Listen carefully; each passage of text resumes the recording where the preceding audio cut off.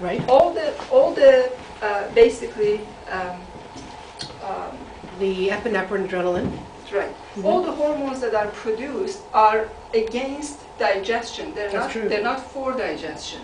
They're against digestion. And everything that you have, all the blood in your body, blood flow basically goes to your extremities, right? There's nothing in this area to support you anymore. Your visceral area is completely empty, okay? Everything goes to your extremities so that you can either get up and punch something or get up and run.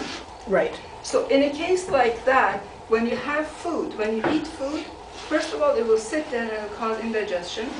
Second of all, because it's malabsorbed, it becomes fat for protection, because at a time like that, you need protection. Right. When you need protection and you eat, it becomes fat. Got it. When you're happy and you have no protection in mind, everything is jolly, it burns, it properly digests and goes out. No indigestion. Right. So if you're having this, is this a continuous thing, or is it like once a week, once a month? Yeah, like a couple times a month maybe. Then don't give it a thought. Just because you have heard the dough is not good for you, I would be a little bit more cautious about ingredients like MSG and stuff because they're not natural, right? So I would look into something that has MSG or substitute sugars or substitute colors and things like that, and I would avoid it because your body temple is valuable to you. You want to keep that running for years to come, right? In cases that we have created things in laboratories that we add to our food nowadays, which are completely unnecessary, you can take a look at them and say, don't want this. I don't want that in my food. But something like dough, even though we have really killed it, and we have taken everything out of it, you know, the B complex and everything else that's part of it, you can order pizzas that are whole grain dough, right? But they don't taste as good. You want the white dough. If you're fond of white dough, once in a while. if you're fond of white dough, one of the things that you can do after having a slice of pizza and enjoying it, add a little bit of B complex to it. Right? At the end of the night when you're going to sleep, take a B complex to it, at least to offset it if you're feeling guilty about it. Right?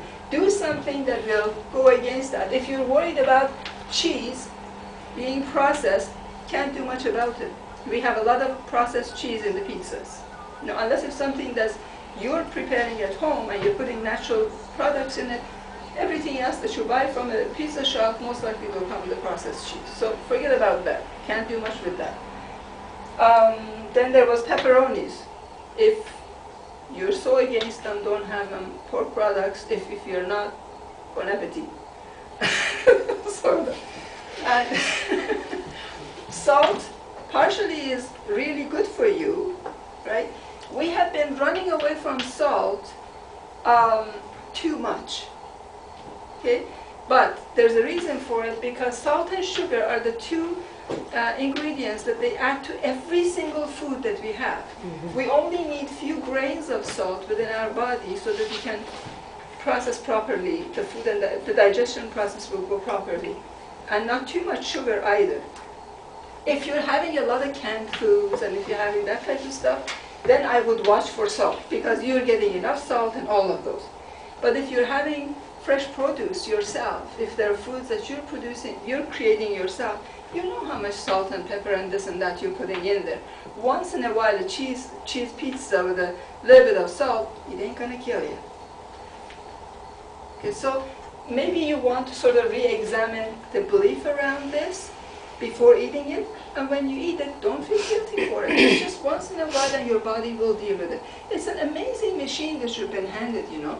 Very forgiving. Very forgiving. It forgives you a whole lot of different things that we do. Actually, two things. Now that this whole food thing came up again, I always say that if, because I've been, trying to catch up my body to emotionally how I've been feeling in my mind, and, I've been taking all these negative thoughts out. I just realized right now that that whole belief thing and the way that I eat and how I look, the way that I do right now, or have this extra weight that I'm carrying, is because when I eat, I don't eat to fill hunger like my body is hungry, is because I'm hungry for something else. And it's Yeah, an we emotional do that thing. actually. That's why, for example, they say when women eat a lot of chocolate when they're, craving some sort of emotions, right? That's huge with women. We know that. Like market is about chocolate and women. So, I don't eat So- chocolate. huh? I don't like chocolate. Good. So, You're the rare cocoa exception. is good for you. Chocolate, Oh. not too much.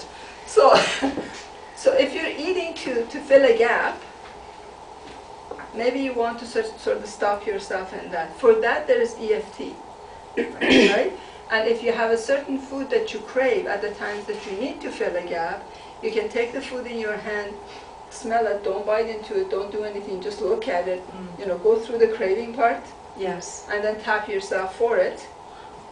Smell it again, look at it again, looks good still, do another round of tapping. Keep tapping until you sort of say, don't need it. Don't need it.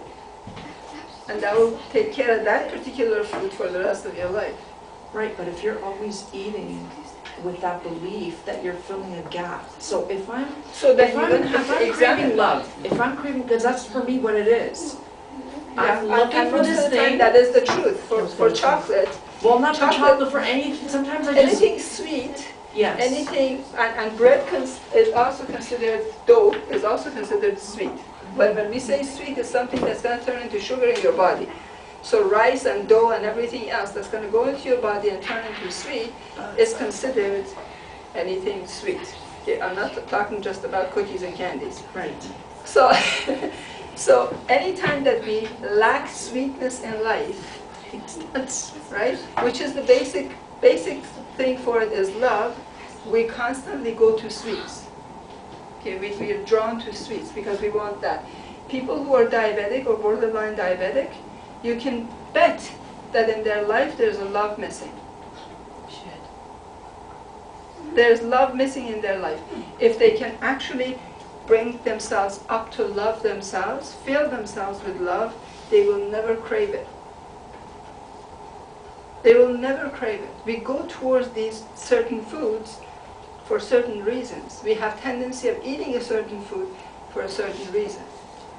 And so if you're taking a look at, if you like a lot of sweets, or you know, and you're being very honest about it, that you want to, it's the lack of that love, the only thing is for you to build love for yourself. I was gonna say.